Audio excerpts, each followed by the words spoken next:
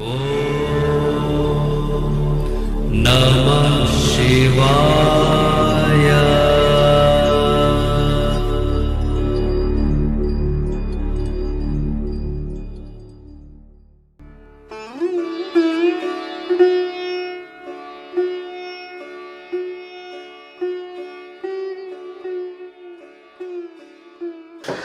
ओम नमः शिवाय।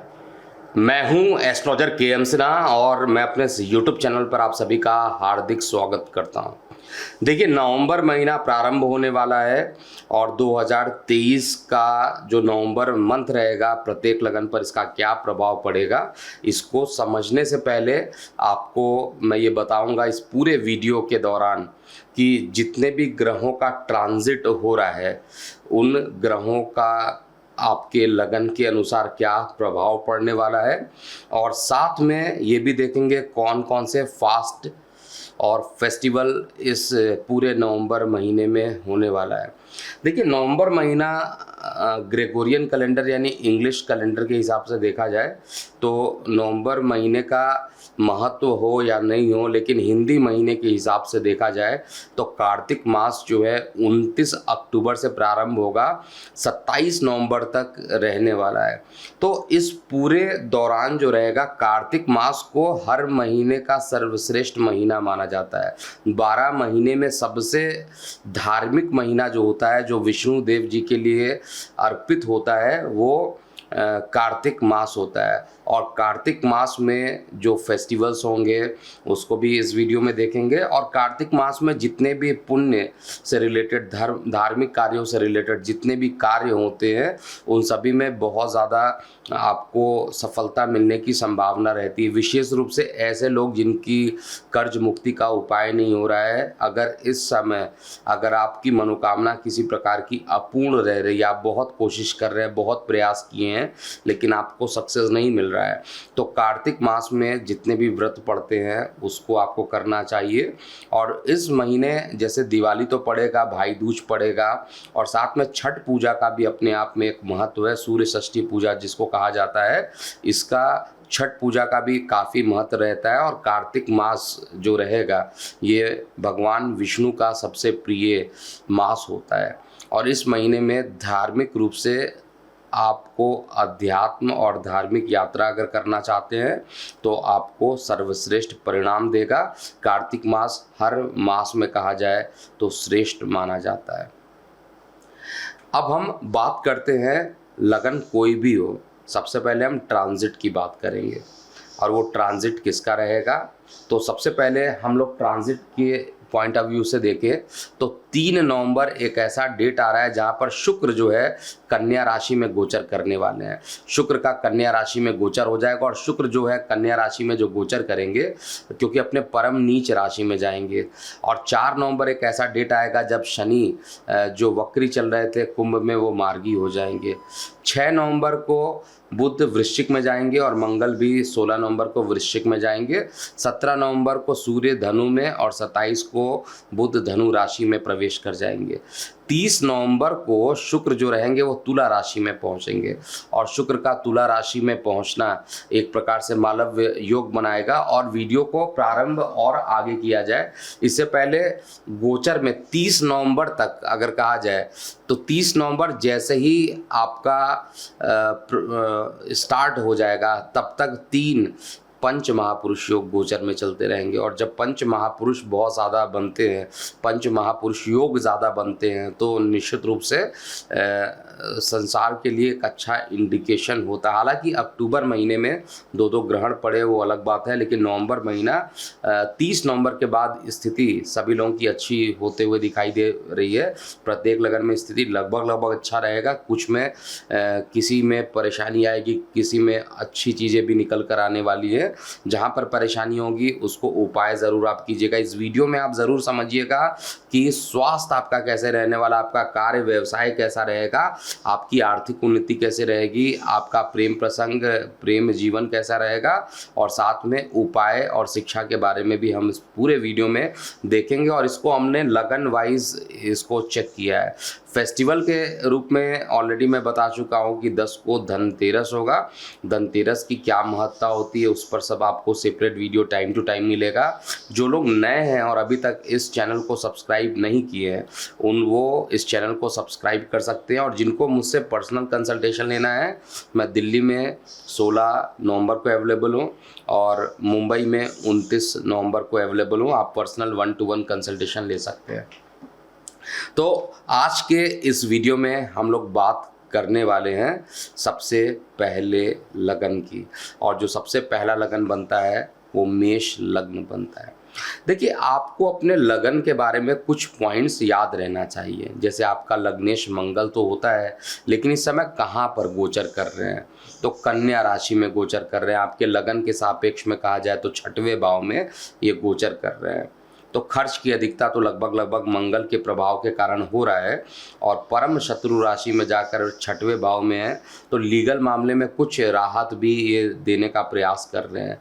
लेकिन मंगल आपके लग्नेश है, बाकी ग्रहों की भी स्थिति जैसे मैंने बताया है कि बहुत सारे ग्रह राशि परिवर्तन करेंगे। गोचर में है पंच महापुरुष योग में मालव योग शुक्र बनाएंगे 30 नवंबर को। रोचक नाम का पंच महापुरुष मंगल देवता 16 नवंबर से ही बनाना प्रारंभ कर देंगे। और साथ में जो सूर्य जो शनि देव हैं वो शश नाम का पंच महापुरुष ऑलरेडी बनाए, जो कि पूरे गोचर में देखा जाए तो 29 मार्च 2025 तक इनका चलेगा। अब हम सबसे पहले बात करते हैं आपका स्वास्थ्य कैसे रहने वाला है, और इस पॉइंट को भी आपको नोट करते हुए चलना चाहिए। देखिए, स्वास्थ्य के दृष्टिकोण से अगर कहा जाए तो स्वास्थ्य के दृष्टिकोण से ये पूरा महीना बहुत अच्छा है। एटलीस्ट मैं नहीं देख पा रहा हूँ, कुछ ना कुछ परेशानी स्वास्थ्य को लेकर होता हुआ रहने वाला है। चाहे वो आपके शारीरिक रूप से देखा जाए तो आपका लग्नेश अष्टम में बैठा हुआ है, और अष्टम में अगर लग्नेश बैठता है तो बहुत अच्छा रिजल्ट नहीं देता। अष्टम का लग्नेश बहुत, अष्टम 6वें घर में लग्नेश अगर हो, 8वें घर में लग्नेश हो, तो इन सभी में बहुत अच्छा रिजल्ट लग्नेश नहीं देता है। तो कुछ ना कुछ परेशानी ज़रूर लग्नेश यहाँ पर करने वाला है। तो अभी हम समझते हैं धनु लगन वाले जातकों के लिए ये पूरा महीना कैसा बीतने वाला है, और स्टार्ट करने वाले हैं स्वास्थ्य की स्थिति से। आपका हेल्थ कैसा रहने वाला, आइए समझते हैं।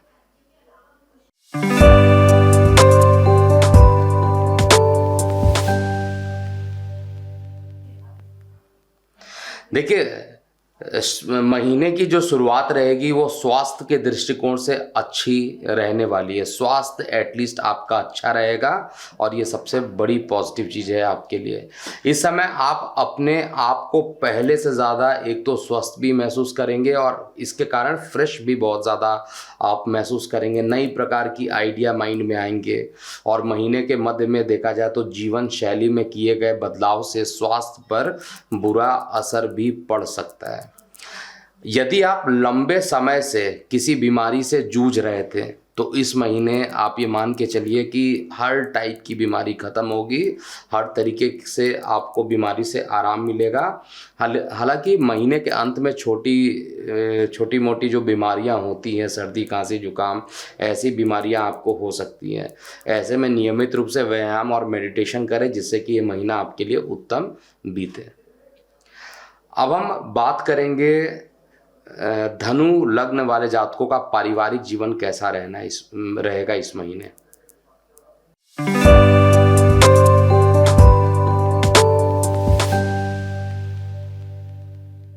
देखिए, पारिवारिक दृष्टिकोण से कहा जाए तो ये महीना आपका मिला जुला हुआ रहने वाला है, मिक्स्ड रहने वाला है। महीने की जो शुरुआती समय रहेगा उसमें आपके लिए विवाह का कोई प्रस्ताव आ सकता है, यदि आप अभी तक अविवाहित हैं तो। और इस कारण से आपका मन जो रहेगा प्रसन्न रहेगा, आप आनंदित महसूस करेंगे। महीने के मध्य में परिवार के सदस्यों के बीच में किसी बात को लेकर मतभेद की स्थिति भी उत्पन्न हो सकती है। पुराने बातें भी, जब मतभेद होगा तो पुरानी बातें भी उभर कर सामने आ सकती है, और इस कारण से परिवार के सदस्यों के बीच में आपसी कटुता का भाव भी एक्टिवेट हो जाएगा। ऐसे में बेटर यही रहेगा कि आप अपने क्रोध को नियंत्रण में रखिए और किसी भी बात को कहने से पहले 2 बार सोच लीजिए, उसके बाद ही आप वार्तालाप कीजिए। नहीं तो चुप रहना ही इस महीने आपके लिए बेटर रहेगा पारिवारिक जीवन के लिए। अब हम बात करते हैं नौकरी और व्यापार की स्थिति कैसी रहेगी।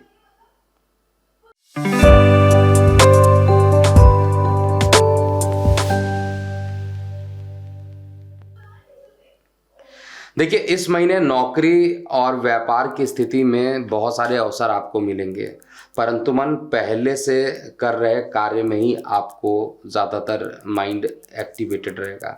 इस महीने ज़्यादातर समय घर से कामों में व्यतीत होगा, जिससे ऑफिस के सहकर्मी जो रहेंगे, जो ऑफिस के स्टाफ है जो आपके साथ काम करते हैं, वो आपसे परेशान भी हो सकते हैं। बहुत सारी छुट्टियां ले सकते हैं, तो इनके कारण ऑफिस के लोग काफ़ी परेशान रहेंगे। आर्थिक दृष्टिकोण से हालांकि किसी प्रकार की फाइनेंशियल इश्यूज बहुत ज़्यादा नहीं दिखाई दे रहा है और महीने के मध्य में कोई बड़ा लाभ मिलने की भी संभावना मुझे यहाँ पर दिख रही है। ऐसे में अपने चारों ओर अगर आपको देखा जाए तो थोड़ा विशेष ध्यान आपको बना कर रखना चाहिए, अन्यथा जो भी अवसर आपके हाथ में आ रहा है वो आपके हाथ से निकल भी सकता है। इस महीने व्यापार से संबंधित अगर कोई भी बड़ा समझौता है तो उसको आपको एक्सेप्ट करना चाहिए। ये टाइम आपके लिए फेवरेबल है, लेकिन डिस्क्लेमर यही है कि कोई भी समझौता अगर आप करते हैं उससे पहले आप अपने घर के बड़े बुजुर्गों से विचार विमर्श कर लीजिए और कई बार उस प्रोजेक्ट को स्टार्ट करने से पहले सोचिए, जिससे कोई गलत स्टेप ना हो। वैसे गोचर आपके लिए अनुकूल है।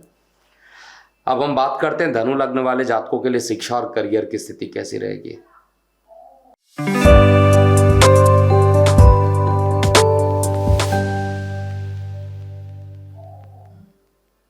देखिए, इस महीने जो भी धनु लगन वाले जातक हैं उनका ध्यान शिक्षा के क्षेत्र में बहुत कम लगने वाला है।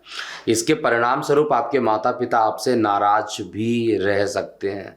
तो बेटर यही होगा कि शिक्षा को लेकर आप किसी से वाद विवाद ना कीजिए, क्योंकि पिता से वाद विवाद की स्थिति उत्पन्न हो सकती है। ऐसे में अपने अहंकार को स्वयं पर हावी ना होने दें, बल्कि अपनों से जो बड़े लोग हैं उनकी बात को ध्यान पूर्वक आपको सुनना चाहिए।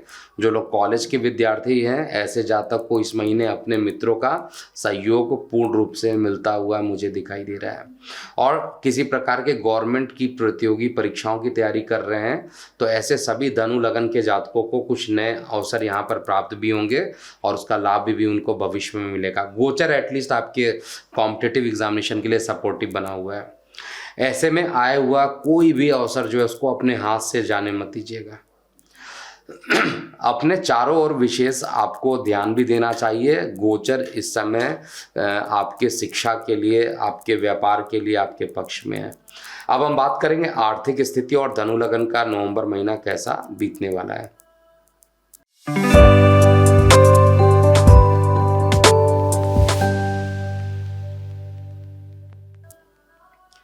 देखिए, इस महीने आप बहुत आर्थिक दृष्टिकोण से कहा जाए तो बहुत ज़्यादा भाग्यशाली साबित हो सकते हैं। सारे लग्नों में कहा जाए तो आपका लगन काफ़ी श्रेष्ठ बन रहा है।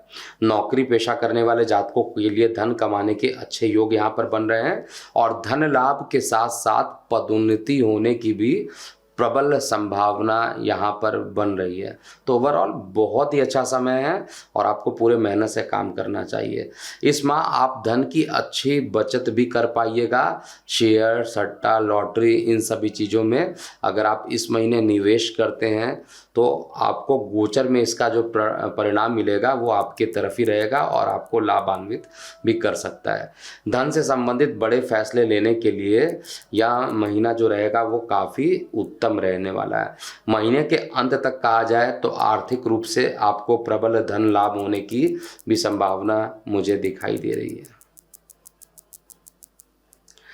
अब हम बात करेंगे धनु लगन वाले जातकों के लिए प्रेम और वैवाहिक जीवन इस महीने कैसा बीतेगा।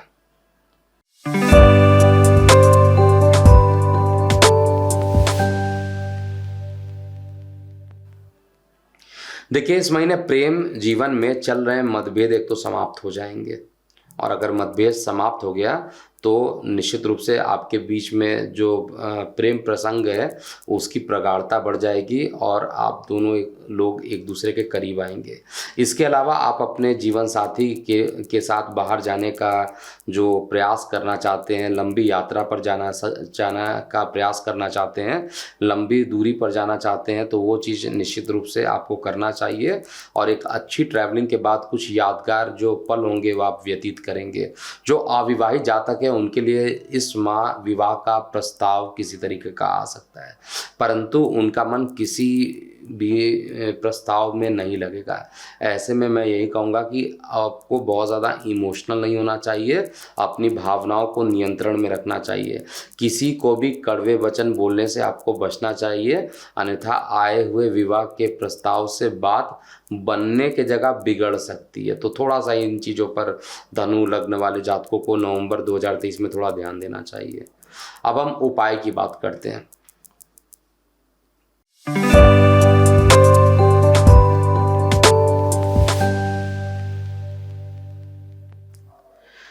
देखिए, पीले चंदन की माला से ओम श्री लक्ष्मी नारायणाय नमः मंत्र का अगर आप जाप करते हैं, गौ माता को बेसन के लड्डू अगर आप खिलाते हैं और शुक्रवार के दिन अगर आप सफ़ेद वस्तुओं का दान करते हैं, तो ये इस महीने में जो भी परेशानी आ रही है तो आपकी वो परेशानी दूर हो सकती है।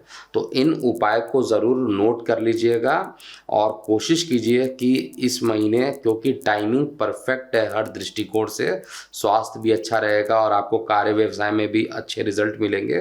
टाइमिंग अच्छी है तो इसमें टाइमिंग में जो भी रुके हुए कार्य हैं उसको आपको कर लेना चाहिए। अभी के लिए इतना ही। मैं हूँ एस्ट्रोलॉजर के एम सिन्हा। ओम नमः शिवाय। आप अपनी प्रतिक्रियाएं कमेंट सेक्शन में लिख सकते हैं। ओम नमः शिवाय।